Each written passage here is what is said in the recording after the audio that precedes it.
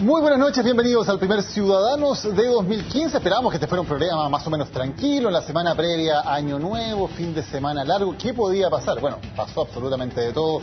La primera renuncia en el gabinete de la presidenta Bachelet, el fin del fideicomiso ciego del presidente Piñera, la cocina en la reforma educacional en el Senado y la apertura del expediente del caso Penta, que ha llevado todas estas revelaciones de este fin de semana. Nos acompañan hoy Gloria de la Fuente, Hernán Larraín, Willy Díaz, Alberto Mayor. Muchísimas gracias por estar hoy con nosotros. Y vamos de inmediato a revisar las frases de la semana. Empezamos el tiro de recuento de las frases del año, además. Comenzamos de inmediato porque hay algunas muy recordables. Partimos con Elia Molina, ministra de Salud, y esta portada del diario La Segunda. Portada del diario La Segunda del martes 30 de diciembre. En todas las clínicas cuicas, muchas familias conservadoras han hecho abortar a sus hijas. Una frase que le costaría el cargo después de solo algunas horas a la ministra de Salud. Primera candidata entonces, la ministra Elia Molina, con esa frase al diario La Segunda. Segundo candidato, un mail enviado por Iván Moreira, entonces candidato a senador, que se reveló este fin de semana. El mail que le manda el entonces diputado Iván Moreira a Hugo Bravo el 25 de septiembre de 2013 a las 6 de la tarde con 2 minutos, publicado en el diario La Tercera este fin de semana. ¿Tú crees que se pueda un raspado de la olla para los últimos 100 metros de campaña? La frase de Moreira, segunda candidata, frase de la semana. Y la tercera es de esta mañana, de Andrés Velasco, ex candidato presidencial, uno de los pocos que ha hablado. Lo encontramos fuera de su casa en CNN Chile, y esto es lo que dijo esta mañana acerca de las nuevas revelaciones sobre el caso Penta. Yo he tenido una relación profesional, una profesional que además fue remunerada después del fin del periodo de elecciones, y por lo tanto todo lo que he dicho lo mantengo 100%. Elia Molina, Iván Moreira, Andrés Velasco, nuestros tres candidatos a frase de la semana. Willy Díaz, partamos contigo.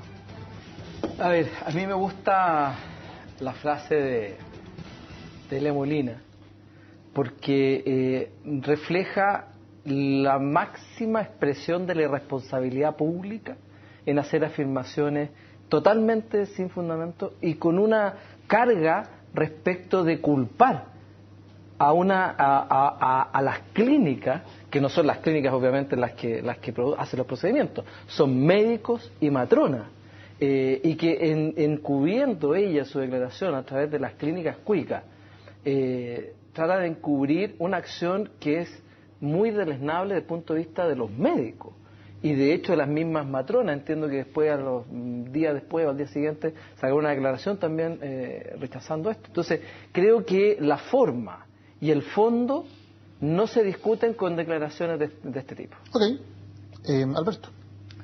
No, creo que el conjunto de mails, pero particularmente el mail de Moreira, no solo es muy llamativo por su estilo literario, sino además por la relevancia que tiene para el caso. O sea, estamos hablando de que este periodo en el cual hubo una gran crítica de la ciudadanía por el abuso de las empresas y una crítica al sistema político por no hacerse cargo del abuso de las empresas, toca fondo cuando se juntan los dos mundos y aparece un posible senador de la República, ¿ya?, pidiendo el raspado de la olla a grandes grupos económicos. Es una situación que es justamente lo que la fantasía más lamentable de los chilenos podía haber imaginado, y se da en la realidad cuando vemos que entonces la política está por debajo del dinero. Gloria. Yo me quedaría con la frase de la ex ministra Elia Molina, pero por razones distintas a la de Willy. A mí me parece que ella logra reponer un debate que en el fondo ha sido muy difícil llevar adelante en Chile. En la convención contra todas las formas de tortura a las mujeres, el CEDAW, ha dicho muchas veces que en el caso chileno es casi vergonzoso que no tengamos, por ejemplo, la discusión de aborto terapéutico, que no sea posible en Chile existiendo abortos, no solamente en los sectores ricos, también en los sectores pobres, que no haya un debate de estas características. Chile es uno de los 5 países del mundo que no tiene aborto terapéutico, ni en las formas, en el fondo, que el gobierno está impulsando. Entonces, de alguna manera, si bien no comparto la forma, porque un ministro de Estado tiene cierta responsabilidad respecto a sus dichos y sus cargos, creo que logra reponer un debate que es muy necesario en Chile. Okay. Yo le daré una mención honrosa a Iván Moreira, porque creo que el capítulo Penta está generando evidentemente una crisis, no solo en la UDI, creo que en el sistema político completo y la relación entre dinero y política, y creo que espero eso traiga cambios legislativos y buenas noticias, pero sin duda que el lenguaje de Moreira es muy llamativo. Pero me voy a quedar con Elia Molina, ¿ah? Y por una razón distinta a la de Willy y a la de Gloria.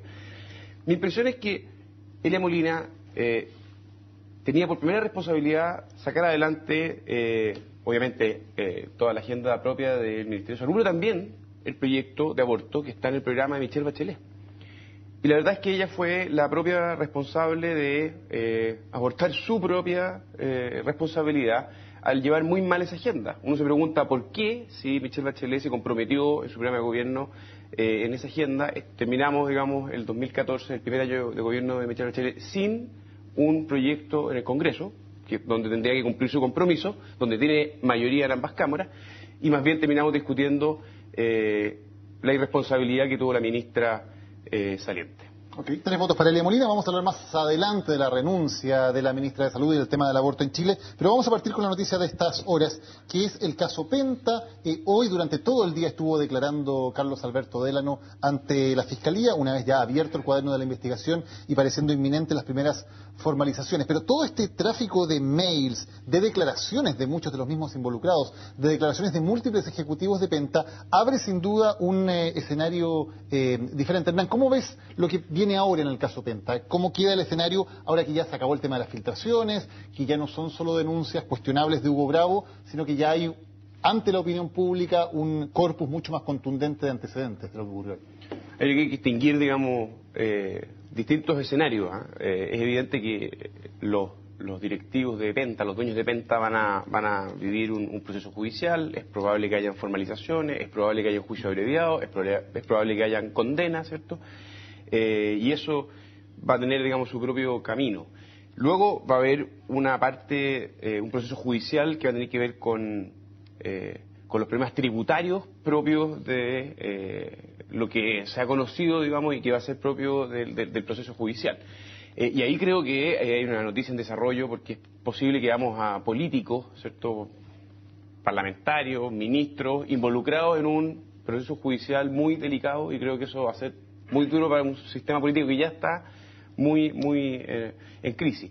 Y finalmente espero que el caso Penta le permita al propio sistema político catalizar esta crisis, y así como el Bobgate de alguna manera fue una causa que permitió ir regulando de alguna manera la relación de dinero-política en forma muy tímida, permita hacer una serie de reformas de segunda generación en materia de dinero y política. Gloria, no es solo la UDI, está el caso de Undurraga, está el caso de Velasco, está el caso de Cardemil, pero fundamentalmente la mayoría de los involucrados han sido de la UDI. ¿Cómo has visto la gestión de ese partido? Me parece que hay un problema y llama la atención, porque no son solamente ahora trascendidos, ahora está abierta la carpeta, tenemos acceso a mails, que a nadie le cabe duda cuál es el origen, y sin embargo me da la impresión de que la UDI ha tenido todavía una acción muy timorata en torno a lo que ha sido este caso. ¿Qué debería hacer Me parece que en particular hay que ponerse sobre lo que puede venir en este proceso y por lo tanto asumir desde ya cierta responsabilidad, que ya a esta altura me parece que es bien innegable. Y luego de eso, me parece que tienen una tremenda oportunidad de tratar de hacer algo así como lo que se hizo en su minuto en el caso Mopgate, que gracias a eso hubo una agenda importante de reforma apoyando la iniciativa del gobierno en torno a la agenda de financiamiento de las campañas y la política en general. No había nada de esto, todo lo contrario. Me parecería muy extraño ahora que salgan, además, defendiendo el aporte de las empresas cuando están en un lío tan tremendo como este. Me parece que más bien lo que han tratado de hacer es un poco desparramar la responsabilidad en todo el sistema político, que sin duda hay mucho de perjuicio para todo el sistema político en general, pero me parece que había poco control de daño en general respecto a cómo ha sido su performance en el sector público, en el mundo en general. ¿Alberto?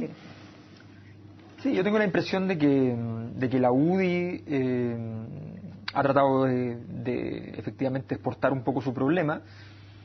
No con mucho éxito por una razón muy sencilla. El grupo Penta es un grupo económico que tiene una vinculación, una afiliación con la UDI que está encarnada. O sea, no sé quién es órgano de quién, pero hay una relación orgánica, digamos. Entonces es muy complicado separarlo.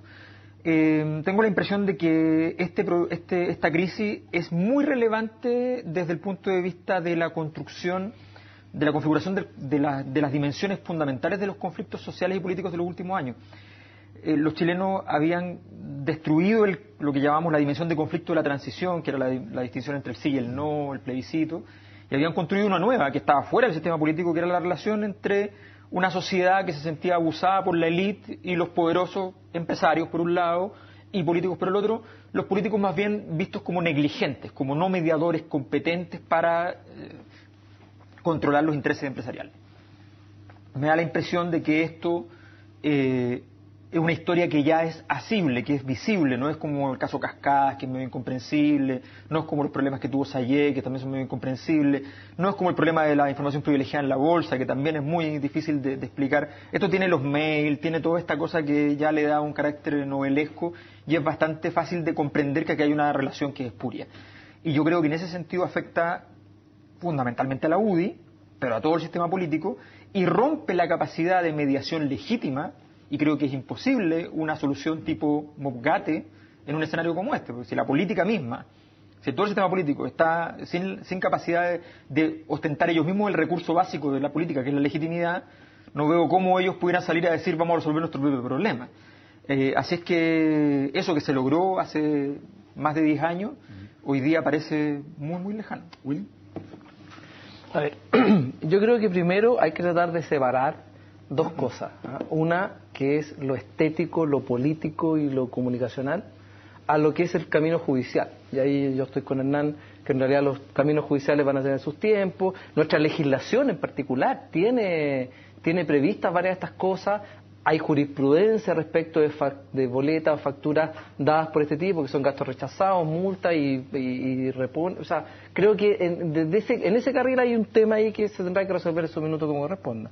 Yo creo que hay más bien una debilidad en el juicio político respecto del procedimiento, y yo creo que a eso ha apuntado un poco el presidente de la UDI, ¿no es cierto?, Ernesto Silva, hablar de que aquí hay un problema de procedimiento y que tiene que ver con el aporte de campaña, porque los aportes no son ilegales, partamos por ahí, pedir plata tampoco es ilegal, sin embargo los procedimientos que se utilizaron, y puedo usar una palabra tuya, no son espurios, ¿no es cierto?, pero hay que todavía mirar este fenómeno un poco en esas dos matices, sabiendo que el judicial tiene su propio ritmo y tiene sus propias opiniones, y tiene sus propios juicios y tiene su propia legislación. Pero Willy, ¿es sostenible seguir con un discurso que en el fondo dice aquí los tribunales tienen que determinar si hay culpabilidades o no, lo que es bastante obvio, pero no hacer nada políticamente mientras tanto, que no actúe un tribunal de disciplina, que no haya un reproche político? Es que de nuevo, ¿un tribunal de disciplina sobre qué? Por ejemplo, sobre la sanción política. Porque, sí, claro, pero es que por eso mismo es que mientras no esté claramente configurado cuál es el delito, si es que lo hay, cosa que yo creo que me da la impresión que no hay mucho de eso. Boleta sí puede ser un delito pero grave. Es que es primera vez que se utiliza la figura de la falsificación ideológica. Claro. Nunca se había usado antes. Esto siempre había sido un gasto rechazado. Se aplicaban las multas y se hacían las correcciones esta es primera vez que se hace, por ejemplo, y por lo tanto no tenemos jurisprudencia sobre la falsificación ideológica. Más allá del tema de los delitos, por ejemplo, el hecho de que un subsecretario de gobierno, subsecretario de Minería, Pablo Wagner, haya estado aparentemente, hay múltiples testimonios que así lo dicen, y bajo sueldo de un grupo económico. Eso habrá que determinar si es delito o no, si se configura un delito, pero ¿no es eso ya un hecho políticamente digno de una reprobación y de una sanción y de un reproche mayor? Sin ninguna duda. Sin ninguna duda. Si el problema está en que, salvo los parlamentarios que tienen una vida política muy activa, el resto, Pablo Wagner no tiene vida política que yo le conozca por lo menos activa hoy día. Entonces, lo vamos a hacer se hará una sanción ¿para qué? ¿Para echarlo al partido? Pues se puede renunciar. Yo creo que el hecho político de hacerse cargo de finalmente un procedimiento mal estructurado, de hacerse cargo de lo que la ciudadanía espera de la clase política, sí, yo creo que esa es una deuda que tiene la UDI todavía, que no se ha hecho. Ese cargo de asumir eso, sí, pero yo creo que también es porque la envergadura de esta investigación, la envergadura de las filtraciones, la envergadura de lo que estamos discutiendo, tiene una complejidad mayor. Pero justamente por eso, por esa envergadura, el control de daño es muy necesario. Entonces tratar de disparar, finalmente, para ensuciar todo el sistema político, en un momento donde más el sistema político, convengamos, no le está yendo de la mejor Pero, manera esto posible. No se asocia al resto. Pero si esto es así. No, pero aquí se ha tratado de empatar, y basta ver lo que sucede en las redes sociales, las declaraciones de algunos actores empatar, se ha tratado de empatar una situación que me parece que no es empatable. O sea, ¿tú crees que Undurraga es el único caso en la concertación que le ha pasado? Yo creo que en cualquier situación, en cualquier flanco, lo que hay que hacer es efectivamente reconocer que aquí hay más allá de que incluso se descubran en el proceso otras personas que estén eventualmente en la nueva mayoría o fuera del sistema político, outsiders, lo que sea. Lo que me parece necesario para un partido político que tiene más instancias internas de control, supuestamente, para sus militantes, es que tome el partido y haga en el fondo funcionar la institucionalidad, que yo creo que es lo que debiera pasar, porque si no la señal es muy mala para el sistema político en general, es muy mala. ¿Qué vamos a esperar? ¿Que la gente esté encarcelada, que se desafuere los parlamentarios? Para que en el fondo el partido político, ante la evidencia, la contundencia de las pruebas que hay hasta ahora, digamos, no tenga que decir nada y siga esperando que el fondo... Creo que al partido político le hace más mal. Pero fíjate lo que decía Ernesto Silva en la última frase que le escuchamos. ¿Esto va a ser un juicio a la UDI o al sistema político?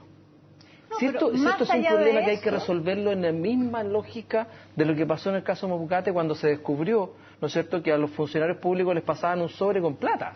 Pero es que, entonces resolvamos el problema de fondo, porque esto tiene que ver con el financiamiento de la campaña política. Yo creo que aquí hay un tema que es bien, me parece bien interesante, que tiene que ver con que en la UDI no repugna esta forma de funcionamiento, porque esta forma de funcionamiento es lo que ellos entienden de las relaciones virtuosas entre la política y el dinero.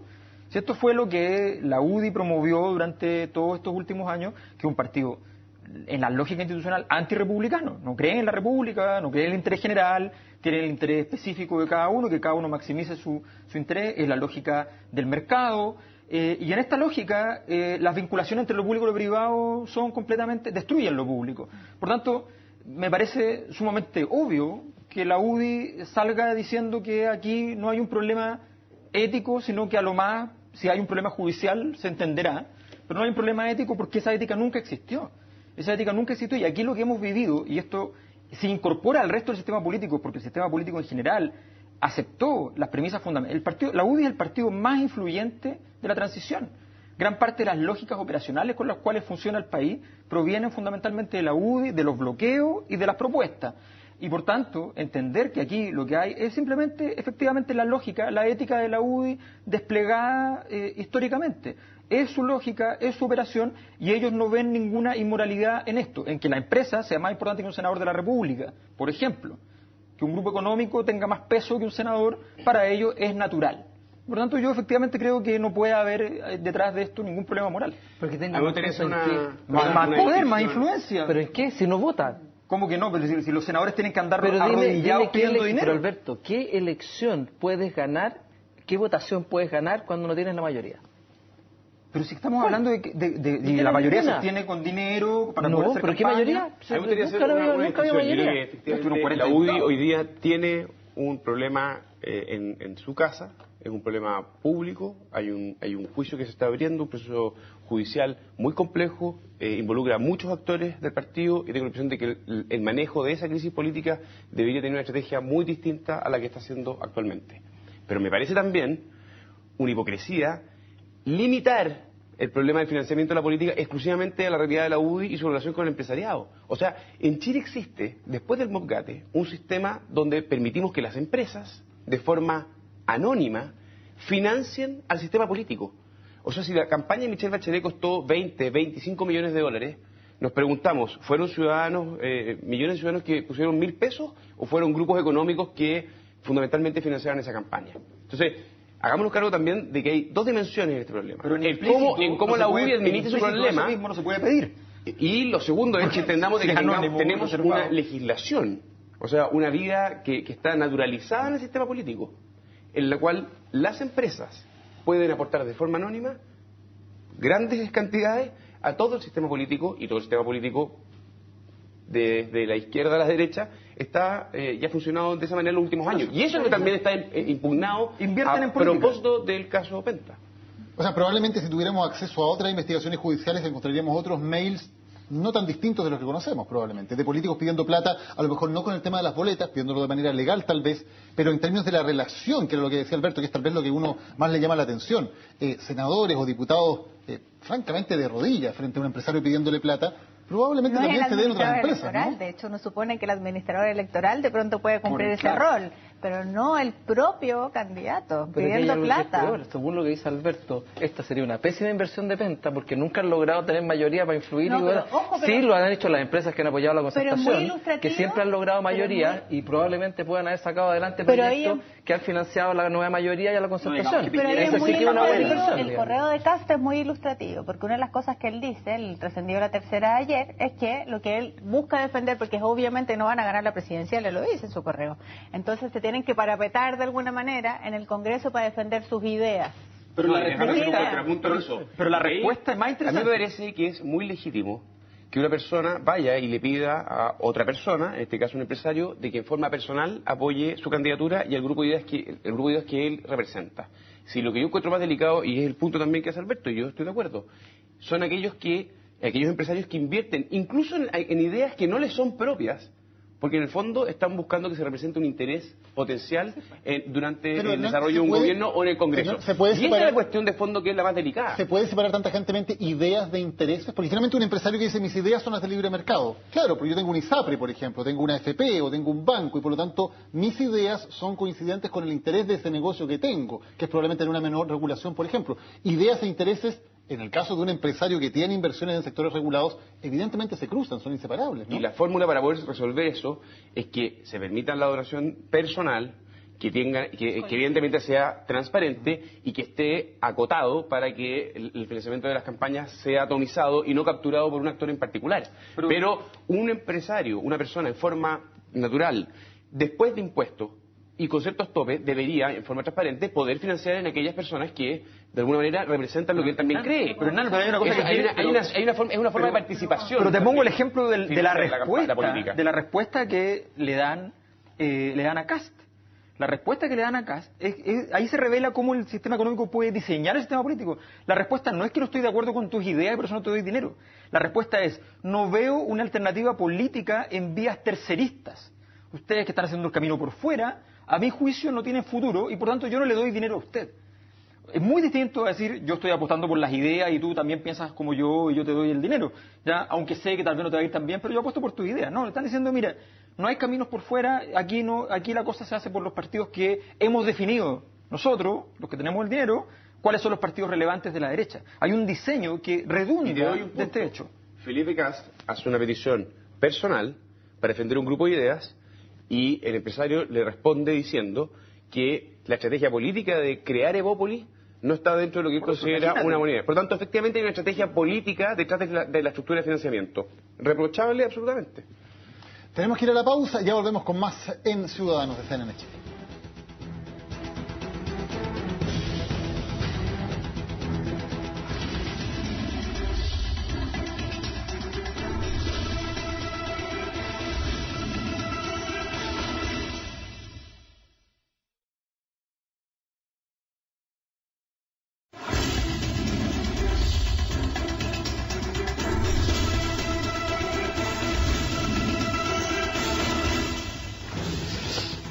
Bueno, varios de los temas que han surgido con esto de los mails, con las declaraciones, uno de ellos es lo de la senadora Enna von Baer. El mail en particular de ella es del 18 de diciembre del 2013, en que ella pide una ayuda específica a Carlos Alberto Dela. Nos dice que había quedado con una deuda de alrededor de 100 millones de pesos después de su campaña y dice, espero que me puedas ayudar, espero con ansias la respuesta. Le habíamos preguntado a Enna von Baer en el mes de octubre precisamente si ella había pedido algún tipo de ayuda a Penta. Esto es lo que nos dijo en ese momento la senadora Enna von Baer. Para su campaña, senadora, ¿usted le pidió financiamiento, le pidió apoyo a Carlos Alberto Dela, a Carlos Eugenio Lavín o algún otro ejecutivo del Grupo Penta? No. Willy, ¿qué te parece eso? Me parece sorprendente. Yo no me puedo hacer cargo de las afirmaciones de Enna von Baer, digamos. Le tengo mucho cariño, mucho respeto, creo que es una gran profesional. No me puedo hacer cargo de si por qué dijo en ese minuto que no y si resulta que después dijo que era que sí. La verdad, me siento golpeado. No sé. No, yo creo que ella tendrá que hacerse cargo y responsable de sus dichos y tendrá que justificar por qué en ese minuto dijo que no, si hay un correo que demuestra que tiempo después sí lo hizo, digamos. ¿Qué tan grave es eso, que un senador aparezca diciendo algo que luego un mail desmiente? O sea, creo que es de la máxima gravedad. Lo que pasa es que en Chile tendemos a olvidar rápido también este tipo de noticias, pero me parece que es de la máxima gravedad y uno esperaría, porque además la siguiente declaración de la senadora hoy día fue, en realidad vamos a esperar, no voy a hacer referencia a este caso, vamos a esperar cuando la prueba ahí es contundente y evidente. Y entre otras cosas, a eso me refiero con el déficit de control de daño. Pero entonces, como que la evidencia está ahí y nadie hace nada, me parece la UDI, una cosa curiosa por lo menos. Me parece grave en términos de que, más allá de que se configure un delito, ¿no? Porque puede que efectivamente no haya un delito, que muestra efectivamente esta relación que es un poco incestuosa entre la política y el dinero y las empresas en general, que me parece una cosa que hay que limpiar. Y mientras menos cargo se haga la senadora y en general quienes están involucrados de esto, creo que el asunto tiende a ser peor, digamos, y me parece que eso no es una buena noticia. Alberto. Yo creo que es muy grave desde el punto de vista ético, también desde el punto de vista político. Yo creo que ella se va a ver afectada gravemente, porque justamente es en el corazón de algo que ella trató de construir además como su capital político, de cierta seriedad, de cierta responsabilidad, que va más allá de la visión política que pudiera tener. Me da la impresión de que esta declaración le va a costar muy, muy caro en lo político. Vamos a ver después las aristas. Yo tengo la impresión de que aquí hay el tema judicial. Hay algo que los jueces siempre tienen que negar, pero los climas políticos hacen mucho en la heurística jurídica. O sea, los fallos judiciales tienen relación, evidentemente, con climas sociales. Si no es cosa de ver los famosos supremazos del 2012 en adelante, post-movimiento estudiantil.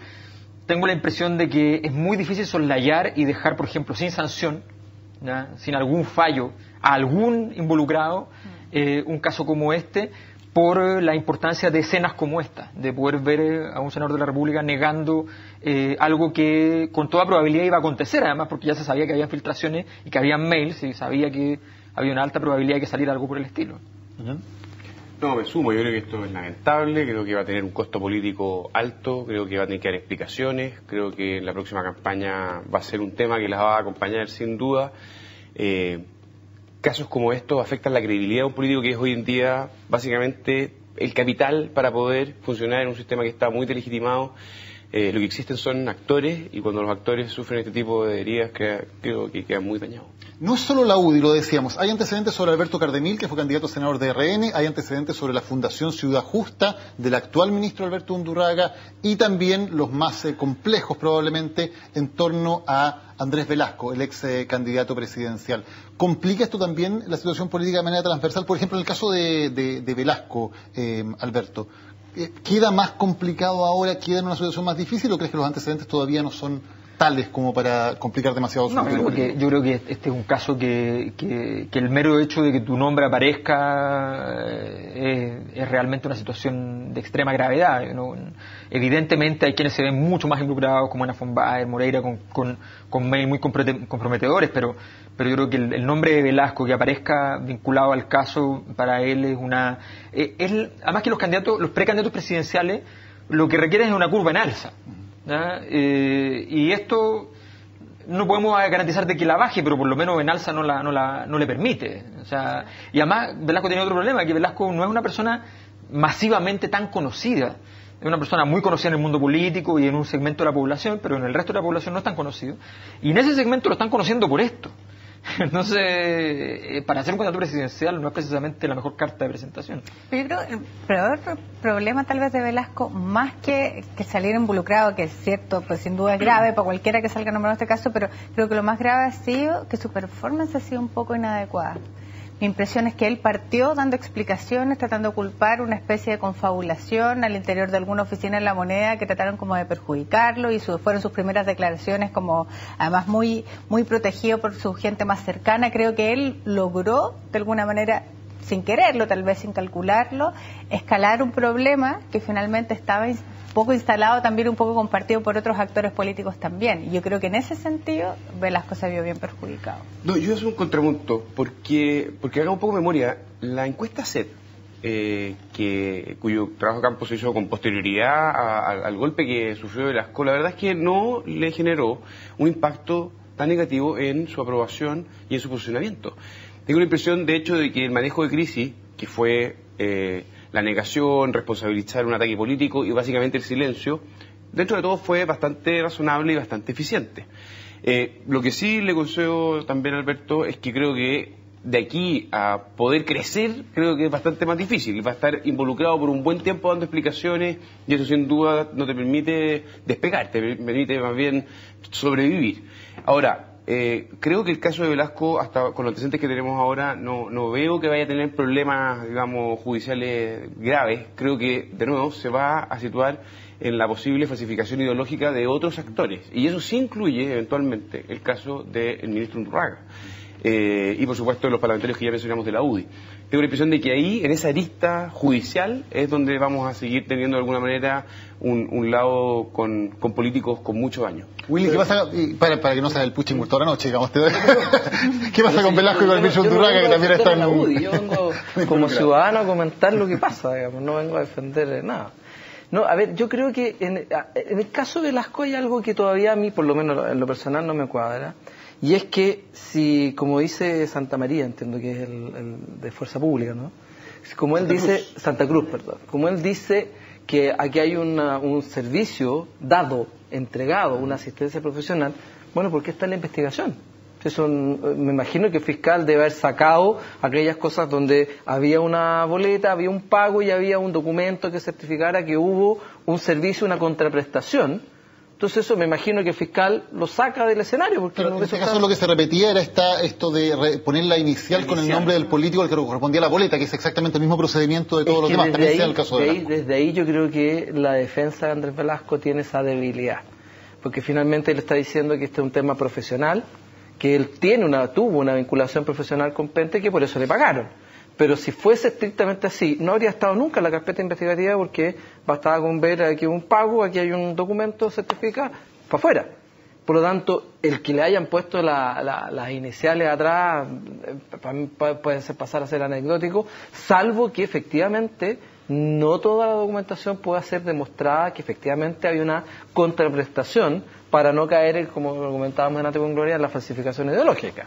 Así que me da la impresión de que aquí hay algo más. Creo que estamos dejando de lado a Undurraga, siendo yo muy partidario de que este es un problema de la clase política, más allá de la UDI. Entonces no es un juicio a la UDI, esto es un problema de la clase política, de la forma y la estructura de financiamiento político, y creo que ahí es donde está la gran oportunidad para resolverlo. Con los antecedentes que hay en el caso de Undurraga, ¿sería prudente que la presidenta Bachelet lo incluyera en el cambio de gabinete solo por eso? Aunque no haya crítica sobre su gestión como ministro. Sí, una medida de prevención sería anticiparse a un problema que eventualmente le obligaría a tomar una decisión sin poder tener el control de la situación. La propia renuncia de Elia Molina fue un cambio que era comentado como un posible cambio, frente a la cual la moneda se quedó sin alternativa. Y cada día que pasa, la presidenta, siento, tiene menos autonomía para hacer el cambio de gabinete y se ve cada vez más pauteada. Aquí hay un caso particular donde ella puede anticiparse. ¿Sí? ¿Están todos de acuerdo? Sí. Pero tiene que anticipar el cambio de gabinete completo. Sí, y seguro además el propio ministro sabe qué tan complejo e involucrado está en esa situación. O sea, aparte de la responsabilidad política, siento yo también de un ministro de Estado, es saber qué tan involucrado está, cuán complejo puede ser para la propia coalición de gobierno, involucrarlos en una situación que puede complejecer. Y hacer lo que dices tú, porque haga control de daño, que salga a reconocer que cometió un error. Bueno, el vocero Elizalde ha sido particularmente prudente. Hoy día fueron varios voceros de la nueva mayoría que le prestaron ropa, digamos, directamente. Pero el que puso el tono más discreto fue Álvaro Elizalde. Y para mí esa es una señal. Hablemos precisamente, ya que estamos hablando de posibles cambios de gabinete, de lo de Elia Molina. Hicimos una primera pasada cuando hablamos de la frase de la semana. ¿Finalmente fue un error, fue algo que golpeó al gobierno la frase de Elia Molina o no? En tu caso, Alberto, ¿crees que complicó efectivamente la agenda del gobierno? No, yo creo que, a ver, el contenido puede tener muchos bemoles, pero evidentemente para el gobierno fue un problema grave. En dos sentidos, uno más comprensible que el otro a mi juicio. En la interna, un gobierno que acaba de lograr que una reforma de todas las reformas salga más o menos limpia y está con la agenda a su favor por un par de minutos por lo menos, y la idea es que dure varios días, que le cambie la agenda a un ministro con una entrevista que, según se sabe, no había informado, con una interrupción en la agenda poniendo un tema que no estaba en la carpeta inicialmente, me parece que es muy, muy complicado y evidentemente yo creo que la desazón del gobierno frente a esta situación de alguien que no entendió dónde estaba parado, porque básicamente ese es el asunto, fue el comunicado que hicieron que básicamente lo obligó a renunciar.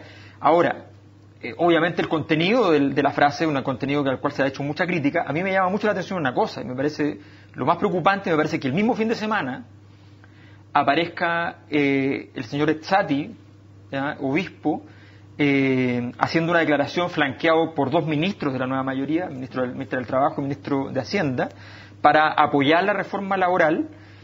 Y me pregunto si que esto que acontece justo después, tiene relación con las negociaciones sobre los temas de las legislaciones, por ejemplo, en temas educacionales, en el tema del aborto, que eran los que estaban en agenda. Me parece muy complicado que no solo el gobierno acepte los fácticos, sino que les preste la posibilidad de tener una tribuna de gobierno con un apoyo directo de los ministros. Me parece que esa escena reveló una debilidad del gobierno en la forma en que absorbió el golpe, aunque no haya tenido que ver la salida de Ezzati al respecto. Si tenía que ver, peor, pero si solo tenía que ver hacer esa jugada justo después, cuando se había instalado el tema del aborto, me parece desafortunada. Si después vemos que además el tema del aborto empieza a retroceder, habrá que sumar. ¿Hizo bien el gobierno en sacar a Elia Molina? Y se los pregunto porque uno se acordaba inmediatamente del caso del embajador Contreras, que tuvo frases probablemente incluso más desafortunadas y sin embargo le perdonaron la vida y lo mantuvieron en el cargo. ¿Hay un aprendizaje del gobierno o por qué se reacciona tal vez con una vara distinta en estos dos casos? Yo creo que particularmente porque este es un tema muy complejo, que está en la agenda de gobierno, pero que no ha sido posible, y se podría haber mandado probablemente el proyecto en el primer año, y no ha sido posible, creo yo, romper de alguna manera la tensión interna que genera el tema del aborto terapéutico, las tres causales, todo lo que tú quieras, pero no ha sido posible. Entonces, de alguna manera, la ministra pone en el tapete, yo creo, para buena suerte de quienes creemos que hay que legislar al respecto y que hay que abrir el debate. Para mala suerte, me parece, del gobierno, porque evidentemente le puso un problema encima no menor. Yo creo que aquí se produjo una cosa bien particular, porque si bien es cierto, las dos declaraciones son bastante desafortunadas, creo que lo que pasó con el embajador y el golpe de mesa que trató de hacer un poco la democracia cristiana, porque fueron directamente cuestionados, ¿no es cierto? En el caso de la ex ministra Elia Molina, no es, a mi manera de ver, el tema de la discusión de fondo sobre el aborto, no lo que la hace salir. Aquí lo que la hace salir es un descalificativo y una desproporción de una acusación al voleo, sin tampoco mediar su responsabilidad política como autoridad, de que si ella dice que hay abortos en clínicas cuicas, podría haber dicho clínicas, da lo mismo. Ella tenía una responsabilidad política y jurídica de colocar a disposición de los tribunales todos los antecedentes que tenía, y lo dijo así como sobremesa, digamos. Entonces, creo que ahí la moneda, porque además esta no es la primera frase desafortunada que hace la ministra, hubo otras, y yo creo que ya se juntan, ¿no es cierto?, ya muchas cosas y al final sale, pero no creo que tenga que ver con la discusión del aborto, si se pone o no se pone, no. O sea, sí, hay otra cosa también evidente que tiene que ver con que se deslegitima el propio ministro, que hace alusión a alguien relevante del sector, clínicas privadas, y lo deslegitima en público, ¿no? Probablemente si el ministro del Trabajo hiciera lo mismo con, qué sé yo, con el empresariado o por las prácticas sindicales en general de las empresas, sería una situación compleja similar, digamos, ¿no? O sea, tiene que ver el con ministro se pone, Alberto, claro, la empresa y la política, digamos, o sea, yo no creo que de las empresas, de las clínicas privadas le hayan puesto mucha plata, ¿sí? Pero no es más complejo cuando el gobierno está precisamente intentando generar un clima de concordia con el sector privado, que una ministra haga una acusación delictual contra un sector privado empresarial como son las clínicas. Es que ese es el punto. En el fondo es su propia forma en la cual ella dice algo, respecto a lo cual hasta el minuto no ha presentado ningún antecedente, nunca dijo, sí, mire, todos estos abortos se producen, aquí está el nombre, apellido, Ruth, procesenlo y hagan. No. Ahora, la tesis de la UDI no es igual cuando dicen lo hacemos todos, por el tema de Penta, y por tanto que los otros también salgan a luz. No es lo mismo que hacer una acusación al voleo. Sí, hay una dimensión política, creo que bien práctica, digamos. La ministra, después de esa declaración, no tenía ni una opción de sacar adelante la agenda pro aborto del gobierno. generó las condiciones para, digamos, abrir un conflicto muy rudo y de alguna manera la improvisación que ella denota en su actuar habla de alguna manera de un déficit político también en la conducción de la reforma, y eso puede ser también extensible a otras reformas. Hay muchos analistas miraron el 2014 como el año de la improvisación. La reforma tributaria no era del todo, digamos, lo sofisticada y bien trabajada. Todos sabemos, terminó un acuerdo que la cambió radicalmente. La reforma educacional, que tal vez podríamos hacer una pequeña reflexión, está saliendo del Senado radicalmente distinta como la conocimos desde un principio. Estamos empezando a conocer la reforma laboral. Mi impresión es que la prolijidad no es precisamente lo que ha acompañado las reformas del gobierno, y la conducción, o más bien el déficit político, es lo que ha destacado. Nos quedan pocos minutos, pero tomemos ese tema que es el de la cocina americana, como lo bautizaron los mismos parlamentarios que decían que aquí se está cocinando pero de manera más abierta, entonces la cocina americana, el nombre lo pusieron ellos, y que se llega a este acuerdo el viernes entre el gobierno y senadores oficialistas, con las llamativas ausencias de los senadores Fulvio Rossi, presidente de la Comisión de Educación, ni más ni menos, que no fue a estas reuniones, ni el presidente del PPD, Jaime Quintana, que prefirieron quedarse afuera. Pero se llega a un acuerdo y hay indicaciones importantes al proyecto. ¿Cómo lo vienes, Alberto, en primer lugar, lo que pasó ahí? ¿Y es realmente un cambio de fondo o son sencillamente medidas más bien de detalle las que se acordaron? Hay cambio de fondo, los intereses que están... Aquí, a ver, tal como en la reforma tributaria había toda una discusión muy filosófica cuando el tema era el FUT, aquí hay toda una discusión muy filosófica donde el problema son los arriendos.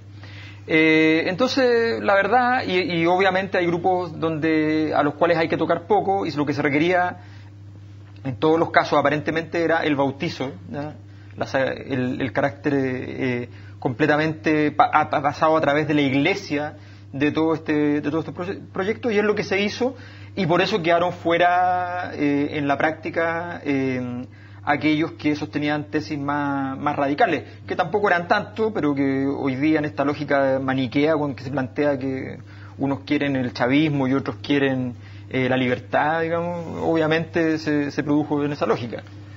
Fíjate que a mí me sorprende un poco esta discusión, porque esto es una reforma que de verdad no resuelve el problema de fondo, de verdad no apunta a resolver el tema de la calidad, y de verdad está diseñada para terminar con el sistema particular subvencionado, que se le ha atribuido curiosamente a una especie de sector en la derecha, a un sector algunos dijeron que esto era un invento de Pinochet incluso, cuando el decreto de aporte por niños y asistencia lo firma Bernardo Leighton. Él crea eso, y el aporte, el resto del sistema lo crea el gobierno de Patricio Aylwin con Jorge Arrate. Entonces estamos hablando de un sistema que no tiene nada que ver ni con la derecha, ni con los intereses empresariales, ni con nada, pero se le ha tratado de crear este vínculo un poco para demonizar algo que en realidad, la verdad, ha funcionado bastante bien en todo este tiempo. Por lo tanto, el único objetivo que tiene que ver más bien con el fondo político de desarticular un sistema donde hay participación del sector privado,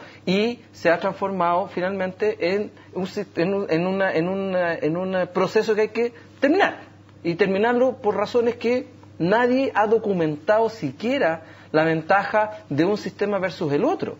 Y tener un sistema público financiado con mayor cantidad de recursos que el sistema particular subvencionado, y con muchos más malos resultados, me parece que es una desproporción que no tiene límite y no tiene justificación alguna. Yo creo que es una cuestión de principios finalmente, y en este tipo de cosas se nota tal vez la diferencia entre la defensa de unos principios y otros. Yo creo que por lo menos los principios final lucro y final copago ayudan de alguna manera a generar un mejor tipo de educación, y probablemente además ayudan a la...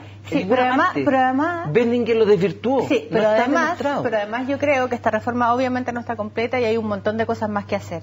Ahora, sobre el acuerdo en particular, que creo que uno podría rescatar versus lo que vimos en la reforma tributaria, el espacio en el fondo republicano donde esto ocurre.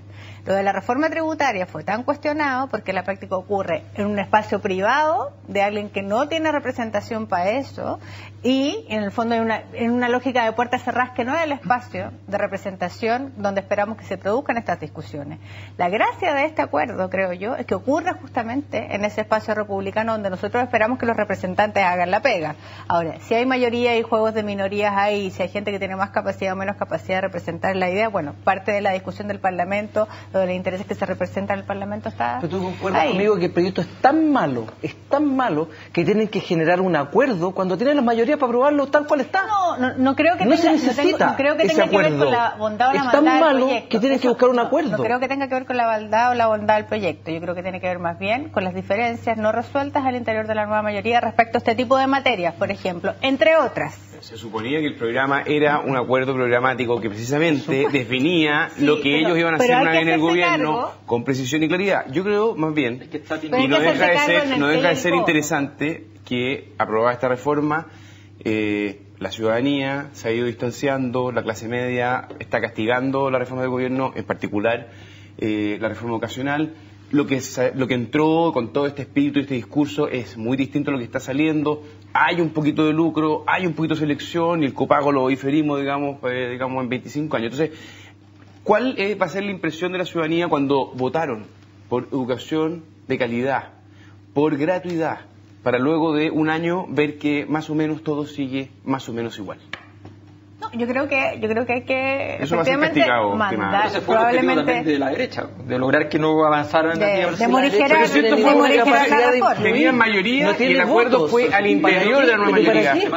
Alberto, la derecha no tiene ni un voto para rechazar esta reforma. Yo estoy completamente de acuerdo con eso. Lo que pasa es que la derecha logró instalar en la agenda la idea de que había que buscar el diálogo. El gobierno compró la tesis y dijo que había que lograr que todas las fuerzas políticas llegaran a un acuerdo. Y a partir de eso se les armó el lío. Además, La ciudadanía pide Es acuerdo. decir, se dieron cuenta porque todas las reformas empezaron a ser rechazadas. Además, yo creo Un que acuerdo con Penta, ¿por qué? se ha instalado en el inconsciente colectivo y eso es un logro de la derecha durante el 2014. Pero Se ha instalado en el Gloria, inconsciente piensa colectivo que- de que todas estas reformas del gobierno finalmente son para perjudicar a la clase media, esa clase media que es diversa por lo demás y que en realidad tampoco nadie ha demostrado que efectivamente que Yo haber estaría un perjuicio. pero orgulloso si el centro derecha hubiera tenido la capacidad de articular un discurso tan eficiente. creo que Desgraciadamente sí, voy a pero permitirme una autocrítica, creo que la centro derecha más bien durante el año 2014 fue una débil pero digo, insignificante oposición. Fue la propia incapacidad del gobierno, de sus reformas y las divisiones al interior de su coalición las que debilitaron al propio gobierno y han terminado con acuerdos como el que conocimos al interior del gobierno. Asígnale un mérito al Mercurio, asígnale un mérito a la Iglesia, a los pues empresarios, dale algún mérito. El Mercurio. No, Gloria, no, es no, tan mérito a la mala esta ciudadanía, reforma. a su capacidad Gloria, crítica. es tan mala esta reforma que transformaron un 60% de aprobación cuando parte el discurso y la campaña y el gobierno y de la reforma educacional, 60% de aprobación en un 60% de rechazo. Es así de mala. Sí, y eso no tiene que ver con el Mercurio. Sí, pero de Si nuevo los yo creo que se sectores genera. populares no leen el Mercurio. Pero igual Los yo creo que sectores se populares generan están muy consignas enojados. en torno a temas muy gruesos. Si tú vas al detalle de las preguntas, al detalle de la reforma, si tú le preguntas a las personas, ¿usted está de acuerdo con que se termine, que la educación sea gratuita? Eso es lo Con que están que- esperando. Pero lógico, con que Por se eso termine el por eso copago, votaron, pero que se termine el copago, por que calidad. haya educación pública de mayor Pero no por esta calidad. discusión Nada ideológica. de eso va a pasar. Sí, pero Nada. todo Experto. eso, Como dice Hernán, el un poquito de supuesto lucro, es- un poquitito de arriendo, un poquitito de El esto, un supuesto poquitito de es, lo otro. y en eso yo tengo esperanza y fe en el futuro, el supuesto es que la agenda del gobierno no se acaba con estos 3 proyectos ni con el proyecto de reforma educación a la educación pública. Aquí hay una agenda de reformas que se tiene que abrir todavía. Esperemos que los plazos de este gobierno den para que veamos materializadas varias de esas diferencias cosas. son mucho más profundas hoy día en la nueva mayoría. Yo soy una- Cuando Otone dice hoy día en la mañana, Otone dice, este no puede ser un gobierno, este no es reformista, te das cuenta de las diferencias que están enquistadas en esta. Claro. El mismo Otone dice, si esto es la misma, es la concertación con Si un la poquito democracia más. cristiana obviamente No hay no un está de acuerdo. proyecto nuevo, aquí La no hay democracia cristiana nada nuevo. ha sido fundamental para la libertad de enseñanza en la historia de Chile contra el derecho a la educación como los dos grandes paradigmas. Y obviamente la democracia cristiana, si bien habla a través del programa y de los acuerdos políticos con los restos de los partidos de la nueva mayoría por izquierda, actúa por derecha. Willy, Alberto, Gloria, Hernán, muchísimas gracias por habernos acompañado esta noche en el primer capítulo de Ciudadanos. Había muchos temas para conversar. De hecho, anotemos los pendientes. El fideicomiso, la agenda laboral. De nuevo no alcanzamos a tocar la agenda laboral más en profundidad. Nos va a tocar. Es que Hernán quiere sacar su propuesta. Sí, es una propuesta. Guárdala para el lunes. Guárdala para el Yo próximo no. lunes. Seguro que hablamos de la agenda laboral el próximo lunes. Ustedes ¿Y si hay cambio de quédense. gabinete? No. Cambió la agenda. cambió la agenda. Bueno, esperamos que haya espacio el próximo lunes. Muchas gracias por habernos acompañado. Esta es la que ustedes eligieron como la primera frase de la semana de este año 2015. Chao.